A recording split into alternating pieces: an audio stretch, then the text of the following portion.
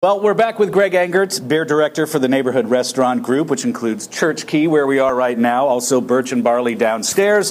What is on tap this week? So this week, we're going to follow in the local theme that we started last. This is going to be Stillwater Stateside Saison. And besides being just a wonderful example of the Belgian-French farmhouse style of beer, and one that's fantastic with food, I love to talk about this beer because it's a different kind of brewery than I think most people are used to. So we think of brewery, we think of gaskets and stainless steel and like this giant factory.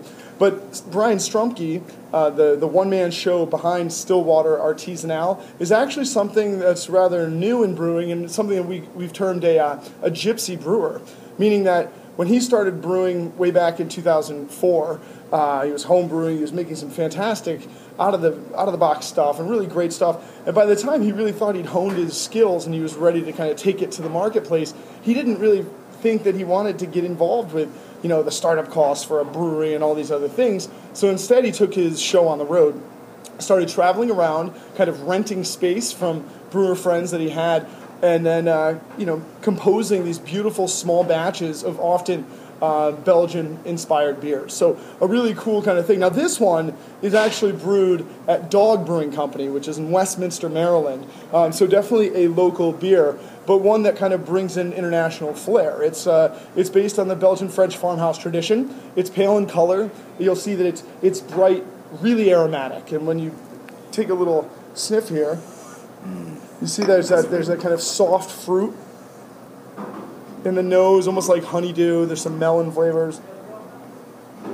Really nice, nice white peppery spice to it. Very drinkable. Very drinkable. On the palate, it's dry without being bitter. Really cool. And what he does with this is he uses a northern French farmhouse ale yeast, which is what gives it that kind of spicy, floral, slightly fruity note. He uses a lot of American hops, but restrained, so it's not too bitter.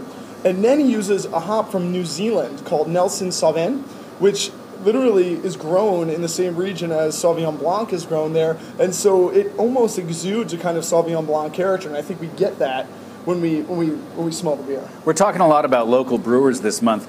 Is this brewer, are there others like him out there that, maybe sort of lurking in a basement, renting some space from a more established brewer that we haven't heard of yet?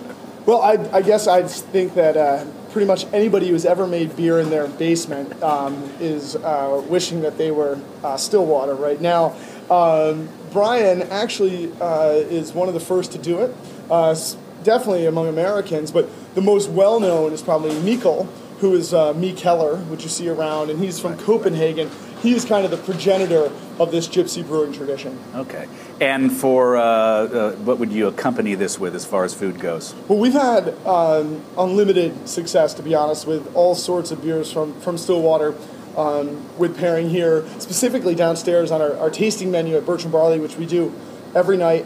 But the ones that are really stand out to me are anything that's seafood. And I almost think to myself that, Brian is a Baltimore guy. He is from Baltimore originally, so it's almost like he thinks in terms of crab and Old Bay or something. Sure. But you can see how the light spice here, the sweetness, the fruit would really liven up some crabs with Old Bay.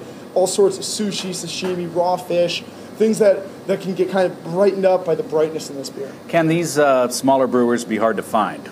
They can be hard to find, but one thing I like is that, speaking of locality, local brewers tend to take care of their own. So if you go out to, if you're in San Francisco, Philadelphia, Chicago, you might find this beer, but you'd have to search it out. It definitely has a more presence here. I think Brian is definitely taking care of his backyard. So you will see this beer pretty readily available.